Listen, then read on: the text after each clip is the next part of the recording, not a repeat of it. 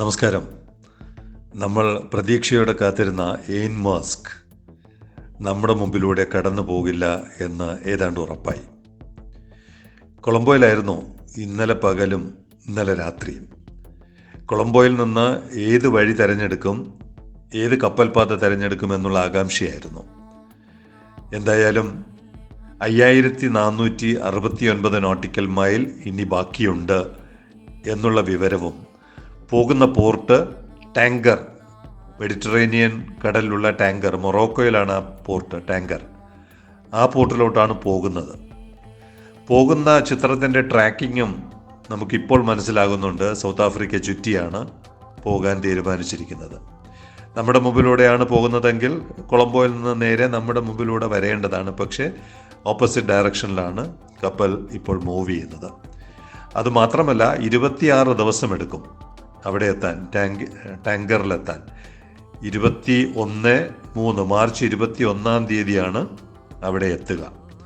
എന്തായാലും നമ്മുടെ മുമ്പിലൂടെ വരുന്നില്ലെങ്കിലും ലോകത്തിലെ ആദ്യത്തെ മെത്തനോൾ കപ്പൽ, കമേഴ്ഷ്യൽ കപ്പൽ യാത്ര, ഇവിടെ ഒരു പ്രചരണവും ഒക്കെ നമുക്ക് പ്ലാൻ ചെയ്യാമായിരുന്നു. പക്ഷെ അതൊന്നും നടക്കാതെ വളരെ അകലെ കൂടി കപ്പൽ കടന്നു പോവുകയാണ്. അതിലൊന്നും നമ്മൾ വിഷമിക്കേണ്ട. ആ യാത്ര തുടരട്ടെ. ഹൂതി വിഷയങ്ങളൊക്കെ അവസാനിക്കുമ്പോൾ വീണ്ടും ഇതേ കപ്പൽ നമ്മുടെ മുമ്പിലൂടെ വരും, അല്ലെങ്കിൽ ഇതുപോലുള്ള കപ്പലുകൾ വരും.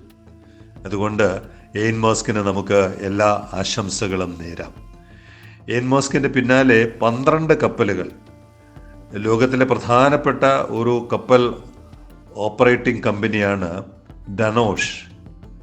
നമുക്ക് ഈ പറയുന്ന രാജ്യങ്ങൾ, ഏതൻസ്, ഗ്രീസ്, സൈപ്രസ്, ഇത്തരം രാജ്യങ്ങളുമായിട്ട് നമുക്ക് കാര്യമായ ബന്ധങ്ങളില്ല. അവിടെയുള്ള വാർത്തകൾ നമ്മൾ അറിയാറുമില്ല.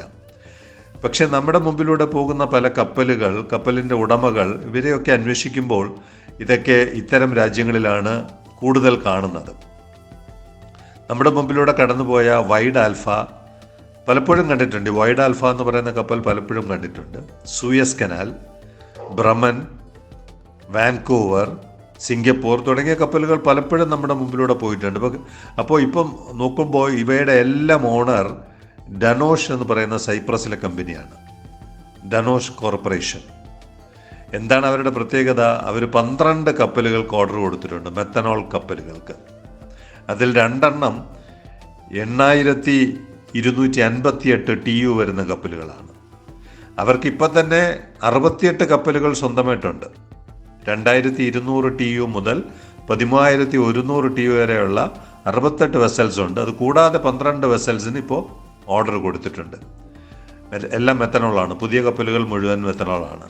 The Chinese private ship builder യാങ്സി ജിയ shipbuilding has entered into a contract with Danosh Corporation for the construction of 2 methanol fuel ships.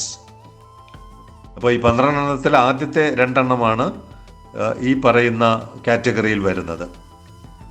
ബാക്കിയുള്ള 12 കുറിച്ചും അവർ പറയുന്നുണ്ട്. ഡാനോസ് currently has 12 container ships under construction with an aggregate capacity of 91,430.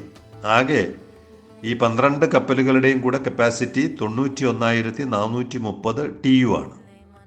With expected deliveries of 6 vessels in 2024. ഈ വർഷം തന്നെ 6 വെസലുകൾ നീറ്റിലിറങ്ങും. 2 vessels in 2025. അടുത്ത വർഷം 2 vessels. 3 vessels in 2026 and 1 in 2027. അങ്ങനെ 12 കപ്പലുകളാണ് അവർ നീറ്റിലിറങ്ങുന്നത്. അപ്പോൾ ഡനോഷ് കോർപ്പറേഷനെ പോലുള്ള ഒരു വലിയ കമ്പനി, സൈപ്രസ് കേന്ദ്രമാക്കിയിട്ടുള്ള കമ്പനി, ഒറ്റയടിക്ക് 12 കപ്പലുകൾ, മെത്തനോൾ ഫ്യൂവലിൻ്റെ 12 കപ്പലുകൾക്കാണ് ഓർഡർ കൊടുത്തിരിക്കുന്നത്. നമ്മുടെ മെത്തനോളിൻ്റെ പ്രസക്തി കൂടിക്കൂടി വരുന്നു. ഇത് സാധാരണ പ്രേക്ഷകർക്കപ്പുറം തീരുമാനമെടുക്കുന്ന ആരുടെയെങ്കിലും ചെവിയിൽ പതിയുന്നുണ്ടോ എന്നറിയില്ല. പതിയുന്നില്ലെങ്കിൽ ഇനി ഒരു കാര്യം കൂടി ചെയ്യേണ്ടത്, ഇത്തരം തീരുമാനങ്ങൾ എടുക്കുന്ന രാഷ്ട്രീയ നേതൃത്വം, ഉദ്യോഗസ്ഥ നേതൃത്വം, അവർക്ക് കൂടി, പ്രേക്ഷകരുടെ പരിചയത്തിലുള്ള അത്തരം ആളുകൾക്ക് കൂടി സെയിലിംഗ് കമന്ററിയുടെ ഇനിയുള്ള എപ്പിസോഡുകൾ നിങ്ങളുടെ അഭിപ്രായത്തോടു കൂടി ഫോർവേഡ് ചെയ്ത് കൊടുക്കണം. നിങ്ങളുടെ ഇത് സംബന്ധിച്ച്, സെയിലിംഗ് കമന്ററിയിൽ പറയുന്ന കാര്യങ്ങളെ സംബന്ധിച്ച് എന്തായാലും, ഇത് എതിരായാലും അനുകൂലമായാലും അതിനുള്ള സ്വാതന്ത്ര്യം പ്രേക്ഷകർക്കുണ്ട്. ഈ ഉന്നത വ്യക്തികൾക്ക് അയച്ചു കൊടുത്ത് നമ്മുടെ ഈ ക്യാമ്പയിൻ കൂടുതൽ ശക്തമാക്കണം. Signing off, Elias John.